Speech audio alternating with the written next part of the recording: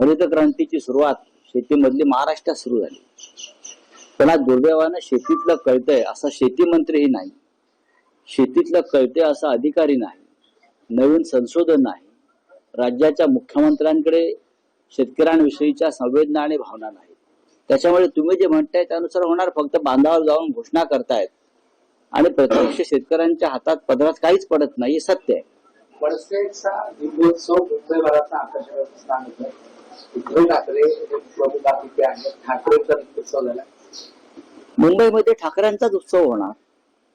महाराष्ट्राच्या राजधानीमध्ये मराठी माणसांचा म्हणजे ठाकरेंच्या किंवा मराठी माणसाचा एकजुटीचा आज दीपोत्सव आहे. मी कालही म्हणालो की अनेक वर्ष राज ठाकरे आणि महाराष्ट्र नवनिर्माण सेना त्यांची हा शिवतीर्थावर असा दीपोत्सव साजरा करते आणि तो एक महाराष्ट्रासाठी मुंबईसाठी आकर्षणाचा विषय नक्कीच आहे. आम्ही सुद्धा पाहिलाय तो, असं नाही की तो दुसऱ्या पक्षानं निर्माण केला त्याची योजना केली म्हणून आम्ही पाहिला नाही. अनेकदा मी सुद्धा तो जाऊन पाहिलेला आहे आणि मला तो फार प्रसन्न करणारा तो सगळा सोहळा आहे.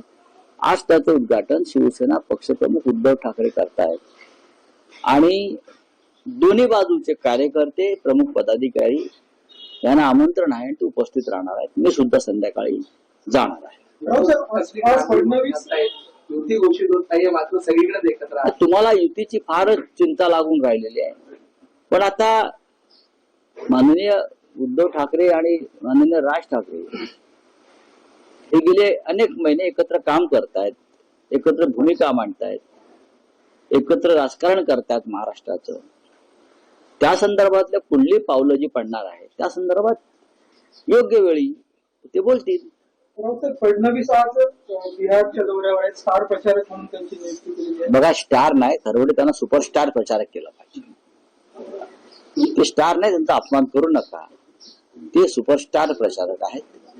बाकी सगळे स्टार असतील, 1 स्टार 2 स्टार 3 स्टार, ते सुपरस्टार आहेत महाराष्ट्राचे. त्याच्यावेळी त्यांचा असा तुम्ही अपमान करणं बरोबर नाहीये. तर महाराष्ट्राचा माणूस बिहारमध्ये चाललाय, जसे योगी आदित्यनाथ महाराष्ट्रात येतात ना, इतर राज्याचे मुख्यमंत्री येतात, तसे भारतीय जनता पक्षामध्ये आता जन्मता स्टार निर्माण होतात. स्टेट इलेक्शन कमीशन ने एक लेटर लिखा है आज सेंट्रल इलेक्शन कमीशन को, जिस तरह से आपने आरोप लगाए थे जिसके बारे में डिस्कशन की जाए.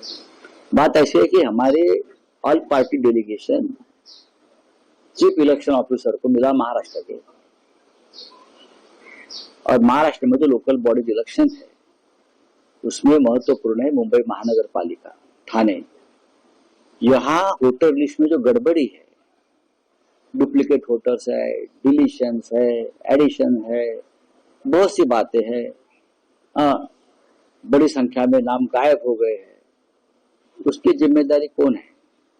जब तक ये वोटर लिस्ट दुरुस्त नहीं होगी तब तक आप चुनाव करना यानी लोकतंत्र की एक प्रकार के मजाक उड़ाना जैसा है.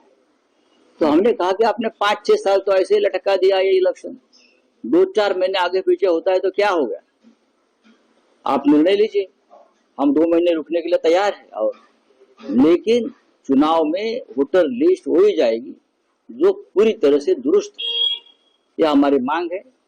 तो महाराष्ट्र के चुनाव अधिकारी ने यह हमारी मांग केंद्रीय चुनाव आयोग को भेज दी है. अब देखेंगे क्या होता है.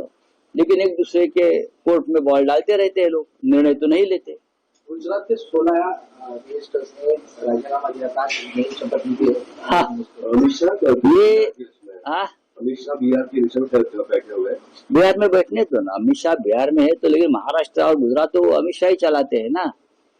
लेकिन जिस प्रकार से गुजरात में सभी कैबिनेट ने इस्तीफा दिया है मुख्यमंत्री को छोड़कर, इस प्रकार की कार्रवाई की सबसे ज्यादा जरूरत महाराष्ट्र में आधे से आधा डजन से ज्यादा मिनिस्टर भ्रष्ट है, करप्ट है. उनको निकालना चाहिए, उनको बदलना चाहिए. लेकिन यहां से मुंबई से सीधा दिल्ली में थैली भरकर जाता है और उनको प्रोटेक्शन मिलता है, तो इसलिए उनको प्रोटेक्शन देकर बिठाया है कैबिनेट में.